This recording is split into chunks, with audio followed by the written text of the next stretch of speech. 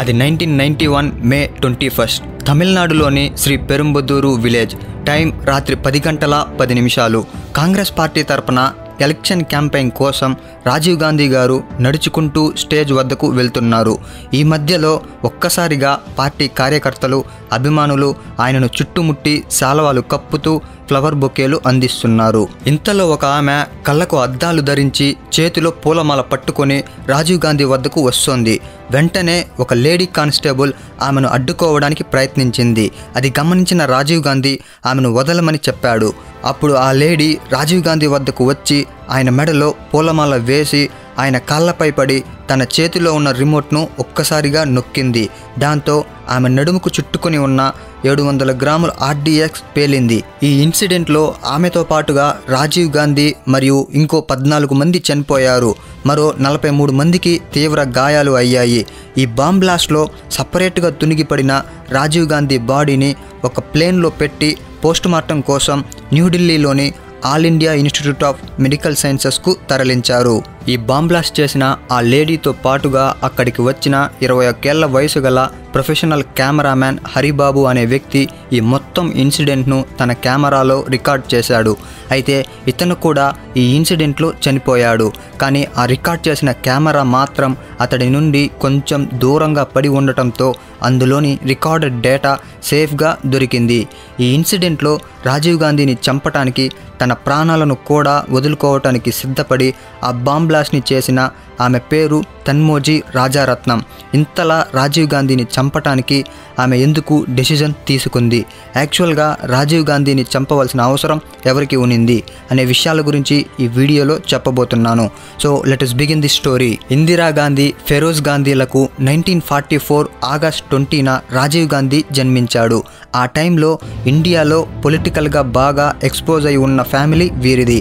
Prime minister of ఇండియాగా రాజీవ్ గాంధీ పుట్టిన టైంలో ఇతని గ్రాండ్ ఫాదర్ అయిన జవహర్లాల్ నెహ్రూ గారు వర్క్ చేస్తున్నారు. ఇండియాకి ఇండిపెండెన్స్ వచ్చాక ఫస్ట్ ప్రైమ్ మినిస్టర్ ఆఫ్ ఇండియాగా జవహర్లాల్ నెహ్రూ గారు ఇండియన్ నేషనల్ కాంగ్రెస్ పార్టీ తరపున ఎన్నుకోబడ్డారు. 1964లో జవహర్లాల్ నెహ్రూ గారు హార్ట్అటాక్ కారణంగా మరణించారు. ఆ తర్వాత రాజీవ్ గాంధీ తన కాలేజ్ స్టడీస్ కోసం యునైటెడ్ కింగ్డమ్కు వెళ్లారు.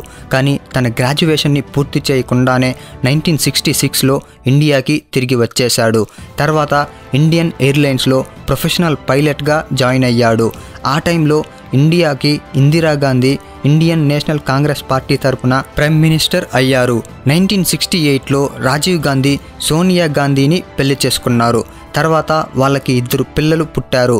వారి పేర్లు రాహుల్ గాంధీ, ప్రియాంక గాంధీ. రాజీవ్ గాంధీకి పాలిటిక్స్ పైన పెద్దగా అవగాహన లేకపోవడంతో తన వైఫ్ మరియు పిల్లలతో ఢిల్లీలో ఒక డొమెస్టిక్ లైఫ్కి అలవాటు పడ్డారు. 1971లో మళ్ళీ ఇండియాకి ఇందిరాగాంధీ గారు ప్రైమ్ మినిస్టర్ అయ్యారు. అప్పుడు రాజీవ్ గాంధీ బ్రదర్ సంజయ్ గాంధీ కూడా ఎలక్షన్స్లో పోటీ చేసి ఎంపీగా గెలిచాడు. కానీ అప్పట్లో రాజీవ్ గాంధీకి పొలిటిక్స్లో పెద్దగా ఇంట్రెస్ట్ లేనందున ఆ విషయాలను పట్టించుకునేవాడు కాదు. కానీ అనుకోని విధంగా 1980లో సంజయ్ గాంధీ ఒక ప్లేన్ క్రాష్లో చనిపోయాడు.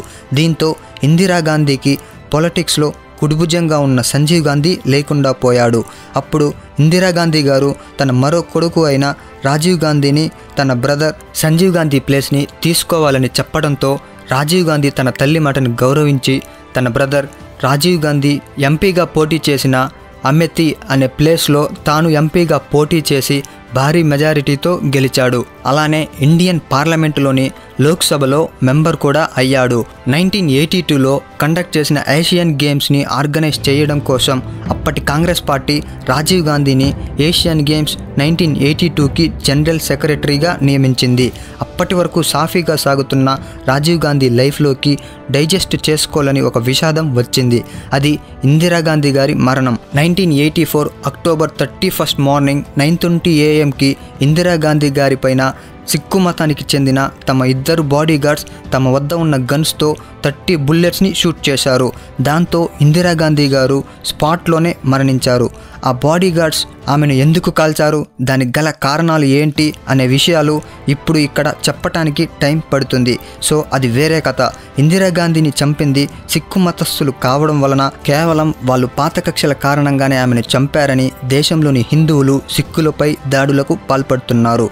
అదే టైంలో ఇందిరాగాంధీ చనిపోయిన మరుసటి రోజే కాంగ్రెస్ పార్టీ రాజీవ్ గాంధీకి మద్దతు ఇచ్చి తనను ప్రైమ్ మినిస్టర్ చేసింది. ఆ టైంలో అఫీషియల్గా డిసెంబర్లో జరిగిన లోక్సభ ఎలక్షన్స్లో కాంగ్రెస్ పార్టీకి 542 సీట్స్కి 411 సీట్స్ వచ్చాయి. దాంతో Rajiv Gandhi 6th prime minister of ఇండియాగా ఎలక్ట్ చేయబడ్డాడు. అప్పటికి ఆయన వయస్సు 40 సంవత్సరాలు. చరిత్రలో అతి చిన్న వయసులో ప్రైమ్ మినిస్టర్ అయిన వ్యక్తి రాజీవ్ గాంధీ గారు మాత్రమే. ఈయన ప్రైమ్ మినిస్టర్ అయిన తరువాత ఒక కొత్త లాని తీసుకువచ్చారు. దాని పేరు యాంటీ డిఫెక్షన్ లా. ఈ లా ఏమని చెప్తుందంటే, ఒక పార్టీలో గెలిచిన ఒక వ్యక్తి మరో పార్టీకి వెళ్ళటానికి వీలు లేదు. ఒకవేళ వెళ్ళవలసి వస్తే రాజీనామా చేసి వెళ్ళాలి, లేదా తమ పదవీకాలం పూర్తి అయ్యాక తర్వాత వేరే పార్టీలోకి వెళ్ళవచ్చు అని. కానీ ఈ యాంటీ డిఫెక్షన్ లా అప్పట్లో చాలామందికి నచ్చలేదు. దీనివల్ల రాజీవ్ గాంధీ పైన వ్యతిరేకత వచ్చింది. అలానే Shah Bano case, Bhopal disaster, Bofors scandal వంటి ఇన్సిడెంట్తో రాజీవ్ గాంధీ పాలనపై మరింత అసంతృప్తి వచ్చింది. 1988లో మాల్దీవ్స్లో గవర్నమెంట్ను పడగొట్టడం కోసం శ్రీలంకకు చెందిన PLOTE People's Liberation Organisation of తమిళీయంలోని మిలిటెంట్స్ 80 మంది మాల్దీవ్స్ క్యాపిటల్ సిటీ అయిన మేల్ సిటీలోకి చొరబడ్డారు. అక్కడ ప్రెసిడెంట్ను మరియు గవర్నమెంట్ను రూల్ చేస్తున్న కొంతమంది అఫీషియల్స్ను హైజాక్ చేయడం కోసం ట్రై చేస్తున్నారు. ఆ టైంలో మాల్దీవ్స్ ప్రెసిడెంట్ తమ మనుషులను కాపాడుకోవడం కోసం పాకిస్తాన్, సింగపూర్, యునైటెడ్ స్టేట్స్ని సహాయం కోరింది. కానీ వాళ్ళెవ్వరూ హెల్ప్ చేయలేదు. చివరగా ఇండియాను కన్సల్ట్ అయ్యారు. అప్పుడు ఇండియా ప్రైమ్ మినిస్టర్ అయిన రాజీవ్ గాంధీ మాల్దీవ్స్కు సహాయం చేయడానికి ఒప్పుకున్నారు. వెంటనే ఇండియన్ మిలిటరీని, నేవీ సిబ్బందిని మాల్దీవ్స్కు పంపి శ్రీలంకకు చెందిన PLOTE ఆర్గనైజేషన్ మిలిటెంట్స్ను తరిమికొట్టారు. అప్పటి నుండి PLOTE ప్రెసిడెంట్ అయిన ఉమామహేశ్వరన్కు రాజీవ్ గాంధీ పైన కోపం ఉండేది. అదేవిధంగా శ్రీలంకకు చెందిన LTTE లిబరేషన్ టైగర్స్ ఆఫ్ తమిళీయంతో కూడా రాజీవ్ గాంధీకి విభేదాలు ఉండేవి. ఈ LTTE group president Prabhakaran. So ఇప్పుడు ఇక్కడ రాజీవ్ గాంధీకి అఫీషియల్గా ఇద్దరు శత్రువులుగా మారారు. ఒకటి PLOTE గ్రూప్కు చెందిన ఉమామహేశ్వరన్, మరొకరు LTTE గ్రూప్కు చెందిన ప్రభాకరన్. ఈ రెండు గ్రూప్స్ కూడా శ్రీలంకకు చెందిన తిరుగుబాటు మిలిటెంట్ గ్రూప్స్. ఇంకా క్లియర్గా చెప్పాలంటే శ్రీలంక దేశం నుండి తమకంటూ ఒక సపరేట్ కంట్రీ కావాలని ఆ దేశంతో తిరుగుబాటు చేస్తున్న రెండు తిరుగుబాటు సంస్థలు. ఇప్పుడు ఈ తిరుగుబాటు సంస్థలకు మన దేశ ప్రైమ్ మినిస్టర్ అయిన రాజీవ్ గాంధీ గారికి మధ్య ఉన్న సంబంధం ఏంటి అనే విషయాల గురించి ఇన్డెప్త్గా తెలుసుకుందాం. శ్రీలంకలో ఎక్కువగా బుద్ధ మతానికి చెందిన సింహాలీస్ ప్రజలు మరియు ఎప్పటి నుండో తమిళ భాష మాట్లాడే శ్రీలంకన్ తమిళియన్స్ కలిసి నివసిస్తున్నారు. కానీ శ్రీలంకకు ఇండిపెండెన్స్ వచ్చిన తరువాత 1970లో కొత్తగా గవర్నమెంట్ను ఫామ్ చేసిన ఒక పార్టీ అధికారంలోకి రాగానే ఆ దేశంలో సింహాలీస్ ప్రజలు ఎక్కువగా ఉండటం వలన సింహాలీస్ ప్రజలకు ఎడ్యుకేషన్, జాబ్స్ విషయాలలో తమిళియన్స్ కంటే ఎక్కువ ఇంపార్టెన్స్ ఇవ్వడంతో శ్రీలంకన్ తమిళియన్స్కు కోపం వచ్చింది. దాంతో వారికి కూడా సింహాలీస్ ప్రజలతో పాటు సమాన హక్కులు కల్పించాలని డిమాండ్ చేశారు. కానీ అందుకు ఆ గవర్నమెంట్ ఒప్పుకోలేదు. దాంతో శ్రీలంకన్ తమిళియన్స్లలో కొంతమంది ఆలోచన మారింది. తమకు సపరేట్ కంట్రీ కావాలని డిమాండ్ చేయటం మొదలుపెట్టారు. సో ఇప్పుడు శ్రీలంకన్ తమిళియన్స్లలో రెండు నినాదాలు వినిపిస్తున్నాయి. ఒకవైపు తమకు సమాన హక్కులు కావాలని ఒక వర్గం, మరోవైపు సపరేటు దేశం కావాలని మరో వర్గం. ఇక్కడ సమాన హక్కులు కావాలని TULF Tamil United liberation front నినాదాలు చేస్తుంటే, మరోవైపు LTTE లిబరేషన్ టైగర్స్ ఆఫ్ తమిళీయం తమకు సపరేట్ కంట్రీ కావాలని ఫైట్ చేస్తున్నారు. LTTEకు ప్రెసిడెంట్ ప్రభాకరన్. ఇతను చాలా పట్టుదలగల వ్యక్తి. శ్రీలంక గవర్నమెంట్తో యుద్ధం చేసైనా సరే తమ వారికి ప్రత్యేక దేశాన్ని తీసుకురావాలన్న ఆలోచనతో ఇతను ఉన్నాడు. వారికి దానికోసం డబ్బులు, మిలిటరీ, వెపన్స్ కావాల్సి వచ్చింది. అప్పుడు LTTE ప్రెసిడెంట్ ప్రభాకరన్ రాజీవ్ గాంధీ గారు ప్రైమ్ మినిస్టర్గా ఉన్న టైంలో ఇండియా సహాయం కోరాడు. అందుకు రాజీవ్ గాంధీ ప్రీవియస్గా ఏ విధంగా అయితే బంగ్లాదేశ్కు పాకిస్తాన్ నుండి సపరేట్ కంట్రీని ఇప్పించిందో అదేవిధంగా శ్రీలంక నుండి శ్రీలంకన్ తమిళియన్స్కు ఒక సపరేట్ కంట్రీని ఇప్పిద్దామని ఎల్టీటీఈతో పాటుగా శ్రీలంక గవర్నమెంట్తో పోరాడుతున్న మిగిలిన శ్రీలంకన్ తమిళియన్స్కు కూడా హెలికాప్టర్స్ ద్వారా ఫుడ్ని వెపన్స్ని సప్లై చేసింది. ఈ విషయం తెలుసుకున్న శ్రీలంక గవర్నమెంట్ వెంటనే రాజీవ్ గాంధీని కలిసి ఒక ఒప్పందాన్ని చేసుకుంది. మేము శ్రీలంకన్ తమిళియన్స్కు కావాల్సిన హక్కులు సదుపాయాలను కల్పిస్తాము, వాళ్ళ డిమాండ్స్ అన్నింటినీ నెరవేరుస్తాము, కానీ ప్రత్యేక దేశాన్ని మాత్రం ఇవ్వలేము. మీరు మాకు చేయవలసింది ఒక్కటే, ఎల్టీటీఈ మిలిటెంట్స్ నుండి వెపన్స్ను సరెండర్ చేయించడం అని చెప్పి ఒక అగ్రిమెంట్ను పంపించారు. ఆ అగ్రిమెంట్కు ఒప్పుకున్న రాజీవ్ గాంధీ అగ్రిమెంట్ ప్రకారం ఎల్టీటీఈ మిలిటెంట్స్ నుండి వెపన్స్ను సరెండర్ చేయించడం కోసం IPKF Indian piece keeping force అనే పేరు మీద కొంతమంది భారత సైనికులను శ్రీలంకకు పంపారు. అప్పుడు ఎల్టీటీఈ ప్రెసిడెంట్ ప్రభాకరన్ ఆ అగ్రిమెంట్ చూసి ఆ అగ్రిమెంట్ మా శ్రీలంకన్ తమిళియన్స్కు అనుకూలంగా లేదు, కాబట్టి వెపన్స్ను సరెండర్ చేయడానికి మేము ఒప్పుకోము అని సమాధానమిచ్చాడు.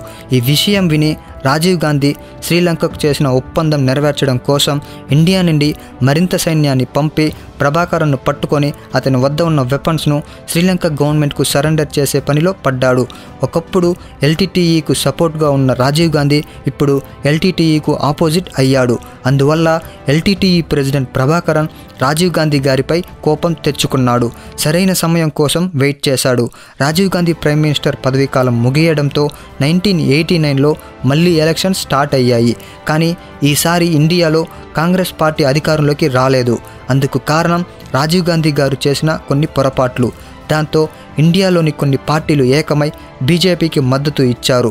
అప్పుడు ప్రైమ్ మినిస్టర్గా వీపీ సింగ్ అధికారంలోకి వచ్చారు. కానీ అధికారంలోకి వచ్చిన సంవత్సరం తరువాత బీజేపీకి మద్దతు ఇచ్చిన కొన్ని పార్టీలు తమ మద్దతును వెనక్కి తీసుకోవడంతో గవర్నమెంట్ పడిపోయింది. దాంతో 1991లో మళ్ళీ ఎలక్షన్స్ మొదలయ్యాయి. ఈసారి కాంగ్రెస్ పార్టీని అధికారంలోకి తెచ్చుకోవడం కోసం రాజీవ్ గాంధీ గారు బాగా కష్టపడుతున్నారు. అది చూసిన ఎల్టీటీఈ ప్రెసిడెంట్ ప్రభాకరన్కు ఒక విషయం అర్థమయ్యింది. రాజీవ్ గాంధీ కానీ మళ్ళీ ప్రెసిడెంట్ అయితే ప్రీవియస్గా శ్రీలంకతో ఇండియా చేసుకున్న ఐపీకేఎఫ్ ఒప్పందం ప్రకారం ప్రభాకరన్ను పట్టుకొని శ్రీలంక గవర్నమెంట్కు అప్పగిస్తారు అని రాజీవ్ గాంధీని ఎలక్షన్ క్యాంపెయిన్లో హత్య చేయాలని డిసిజన్ తీసుకున్నాడు. ఈ ఆపరేషన్ కోసం తమ మిలిటెంట్ గ్రూప్లో మెంబర్గా ఉన్న తన్మోజీ రాజారత్నం అలియాస్ ధను అనే అమ్మాయిని సెలెక్ట్ చేసుకున్నాడు. ఆమెతో పాటు మరికొంతమంది తమ ఎల్టీటీఈ మిలిటెంట్లో మెంబర్స్గా పనిచేస్తున్న వారిని పంపాడు. ఈ ఆపరేషన్లో డిఎంకే పార్టీ మెంబర్స్ కొంతమంది ఇన్వాల్వ్ అయ్యారు. వారి అనుకున్నట్లే 1991 మే 21న తమిళనాడులోని శ్రీ పెరుంబదూరు అనే విలేజ్లో రాత్రి 10:10 తమ ఆపరేషన్ను పూర్తి చేశారు. ఈ ఇన్సిడెంట్ను ఎల్టీటీఈకు చెందిన కెమెరామ్యాన్ హరిబాబు తన కెమెరాతో రికార్డ్ చేశాడు. ఈ మొత్తం ఇన్సిడెంట్ను సిబిఐ ఇన్వెస్టిగేట్ చేసి కోర్టుకి రిపోర్ట్ సబ్మిట్ చేసింది. దాంతో కోర్టు అఫీషియల్గా ఎల్టీటీఈ ఈ ఇన్సిడెంట్ను చేసినట్టు, అందుకు డిఎంకే గవర్నమెంట్ సపోర్ట్ చేసినట్లు కోర్టు జడ్జిమెంట్ను అనౌన్స్ చేసింది. ఫ్రెండ్స్, ఈ వీడియో కానీ మీకు నచ్చితే ఈ వీడియోని లైక్ చేయండి, అలానే మీ అభిప్రాయాన్ని కమెంట్ చేయండి. ఇలాంటి ఎన్నో లేటెస్ట్ ఇంట్రెస్టింగ్ వీడియోస్ కోసం ఛానల్ను సబ్స్క్రైబ్ చేసుకోండి. నేను పెట్టే ప్రతి వీడియో కూడా మీకు నోటిఫికేషన్ రావాలంటే పక్కనే ఉన్న గంట సింబల్ను యాక్టివేట్ చేసుకోండి. మరెన్నో లేటెస్ట్ అప్డేట్స్ కోసం ఫేస్బుక్, ఇన్స్టాగ్రామ్లో ఫాలో అవ్వండి. Thank you.